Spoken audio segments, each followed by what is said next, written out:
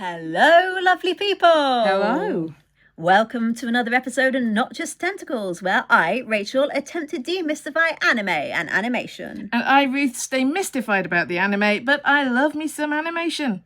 And in case you haven't guessed by my t-shirt, it's another Helluva Recap. Woohoo! Yay. So this short was called Whacked Off, wasn't it? So Correct. Mission Whacked Off. And I actually think it was possibly the best short yet, though I could be biased. Yes, well, we love a Moxxie episode, and it was very much a Moxxie episode. So Rachel's spirit animal. Yeah, so basically we open with a file saying that he needs to whack off Paulie Pisano. Yes, Rachel, you took a screenshot of this on your phone. Right, and where is he from? New Jersey. And Moxxie is thinking, is this deliberate because he is the son of a mob boss? And very possibly, yes, but... Blitz likes to delegate, but Blitz and Millie are going on a fishing trip to get some leeches. In a boat that's wonderfully called Ship Happens. Love that detail. So Moxxie arrives there to whack off Paulie, but you can see when he's watching him with his dad, seeing as they basically look like him and Krim as humans, that he's feeling sorry for him, wanting to give him a second chance, etc. I mean, come on, he's even got like the little freckles and... Well, it could be like little fried pickles. Either way. And so when Paulie goes out and starts speaking to this stone angel Moxxie's hiding behind, because Moxxie sneezes, doesn't he? Yeah. But Paulie, not being overly bright, just assumes it's a sneezy angel and starts talking to it.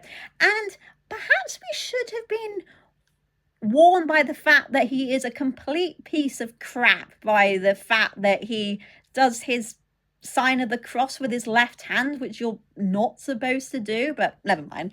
Let's not do that. But anyway, so... Well, it's just showing that he's blagging it, isn't it? He's blagging it. He's not really that attentive towards religion and so forth. But yeah, Moxxie thinks that he's making a deal with Paulie to help him get a new life, because Moxxie obviously is over-relating hard and saying that he wants to help him get away because his dad led him into this life of crime, because Paulie mentions he's been doing it ever since he was a little kid. And so Moxxie tries to help him run away, is that right? Yeah, it's true. Yeah, what does that mean? Well, come on, elaborate. What happened next? Well, he tells him that another mob family is going to help him, except Paulie fucks it up because he said that an angel was going to help him and that they would be meeting with the angel soon. So they, of course, think that he's going to kill them, and so they try and kill him, but Moxxie has to kill them with a big crate. Well, the crate falls on them and squashes them flat, yeah. And this is when the unexpected thing happens. We find out that far from being some dastardly Krim replica, the dad is actually a decent dude. He decides that he's going to offer himself up in place of Paulie. And Paulie does then show himself to be an absolute schmuck. He's all like, yeah, now I'm going to take over the family business. Well, I can't do his accent, nor do I want to. And Moxxie is just absolutely disgusted with him. He really is. And what does he do? Kills him. How does he kill him? I can't remember. By dropping the angel on him. Of course. This is why we need to watch them more than once to kind of get I remembered it. It's just you're putting me on the spot. Okay, fair enough. Remember, I'm just here to make side gags. You're not here to make side gags. And hold the camera. You are my lovely assistant and co-host and so forth. So, you know. No, I'm just here to make wisecracks. Yeah, well, I could not manage without you.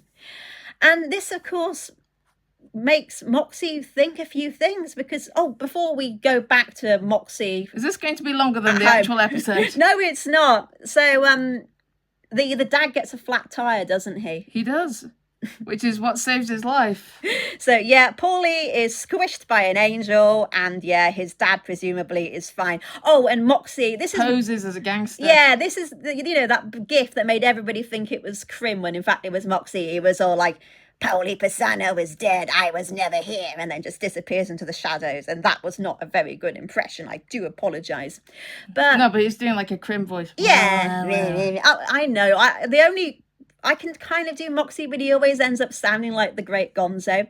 But anyhow, I really loved this moment because we haven't had enough Moxxie and Millie moments, I think, in the latter half of season 2.